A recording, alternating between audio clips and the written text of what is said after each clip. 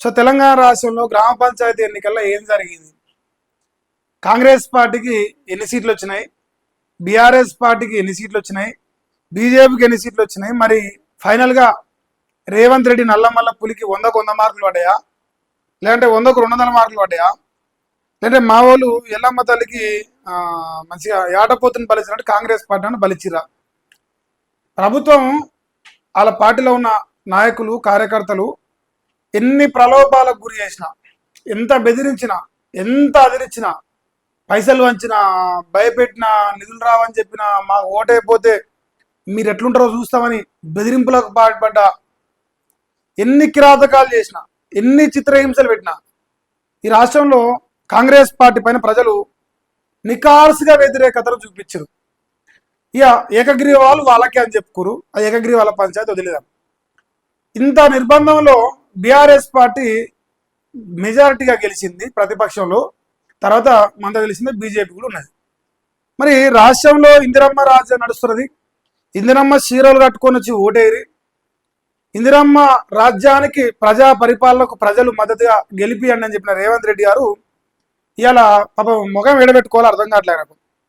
ఏమో ఇందిరమ్మ చీరలు కట్టుకొని వచ్చిన వాళ్ళు ఒక్కరు చూలే, ఓటేసిన వాళ్ళని ఇందిరమ్మ చీరలు కట్టుకొని వచ్చిన వాళ్ళని ఒక్కరు చూలే. ఇంత పెద్ద ఎత్తున వ్యతిరేకత కనిపిస్తా ఉన్నా రేవంత్ రెడ్డి ఆస్థాన మీడియా ఇంకా మేమే గెలిచినాం, ఇంకా మేమే నడిపించినాం, ఇంకోటి బీసీలు గెలిచిరు అని ఒక దొంగ నాటకం ఆడతారు. నిన్న మొన్నటి దాకా రిజర్వేషన్ల పంచాయతీ ఎత్తలే, బీసీ అనే పేరే రాయలే. ఈ వెలుగు కానీ, ఈనాడు కానీ, ఆంధ్రజ్యోతి అని. ఇలా వాళ్ళందరూ పతితులు అయిపోయి పతివతల లెక్క బీసీ అనే యాంగిల్ మాట్లాడుతున్నారు. 60% బీసీలకు రిజర్వేషన్ ఇస్తాం కాంగ్రెస్ పార్టీ పరంగా అని చెప్పేసి ఒక్క నా కొడుకు నోరు తెరలే. మళ్ళీ తర్వాత ఇలా గెలిచినాక ఇవ్వంటారుగా మంది పుట్టిన పిల్లలు మన పిల్ల అని చెప్పినట్టుగా ఇలా గెలిచినాక మా వాళ్ళు అని చెప్పి ఎదురుతున్నారు. కానీ వాస్తవాలు వేరే ఉన్నాయి.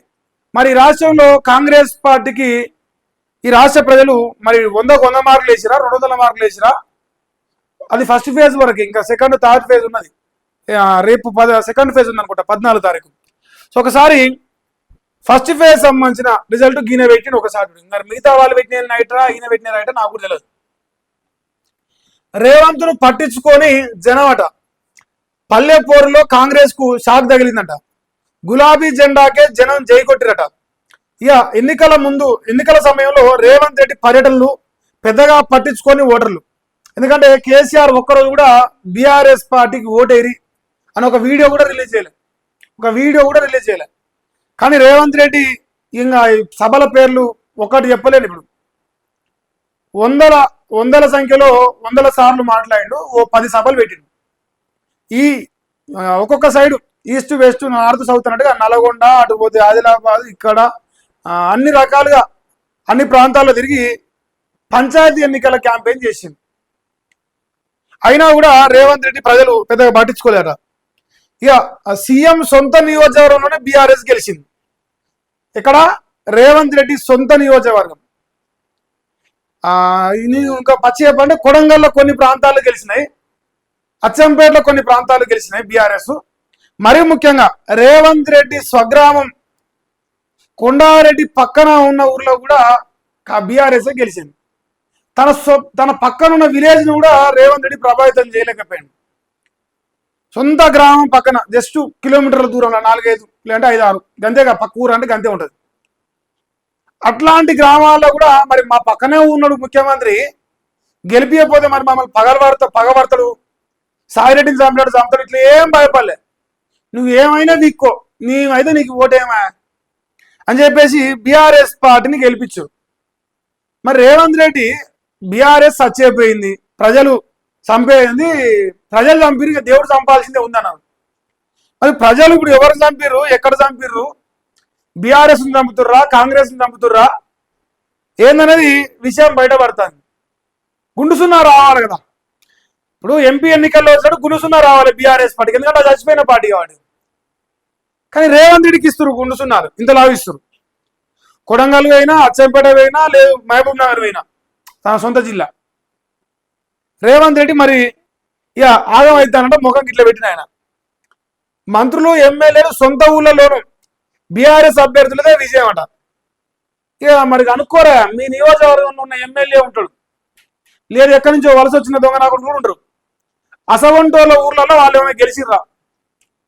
ఇక నేను ఒక ముచ్చట చెప్తా, మా సిద్ధపాండు మాలి నువ్వు కూడా సిద్ధపాండు మాలి అని గెలలే, అది తర్వాత మాట్లాడతాను నేను. వాడు పికిడు చెప్తా ఆజోలు కూడా.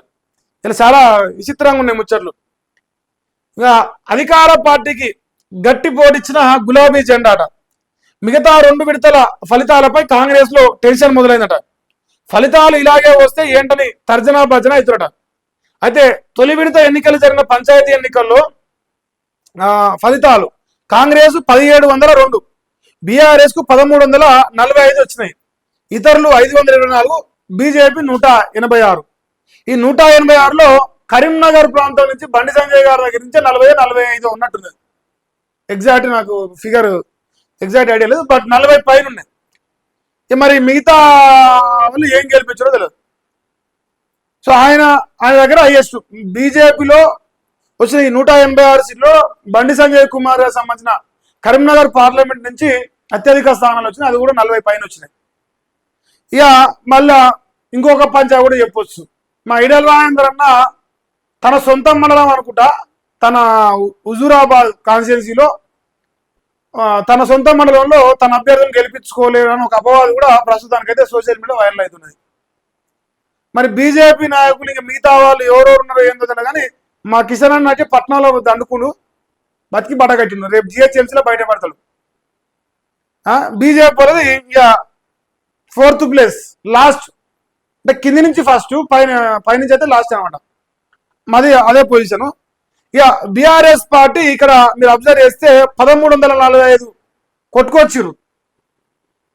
రేవంత్ రెడ్డి మొత్తుకున్న, ప్రజా పరిపాలన చేసిన, ప్రజా పరిపాలన పండుగలు చేసిన, తెలంగాణ రైజింగ్ చేసిన, 7 దశలో మండెత్తి కేసీఆర్ పైన పోసిన, ఎంత చేసినా ఎన్ని ఆగం చేసినా ఫైనల్గా 1345 వచ్చినాయి.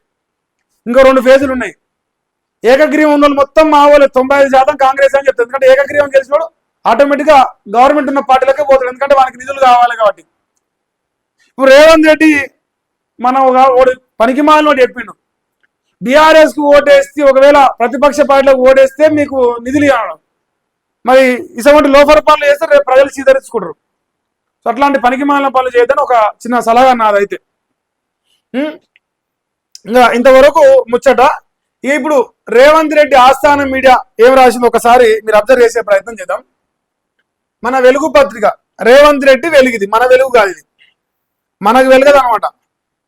ఏమని రాసింది చూడరా, పంచాయతీల్లో బీసీ బలగమట. ఫస్ట్ ఫేజ్ సర్పంచ్ ఎన్నికల్లో సత్తా చాటిన బీసీలట.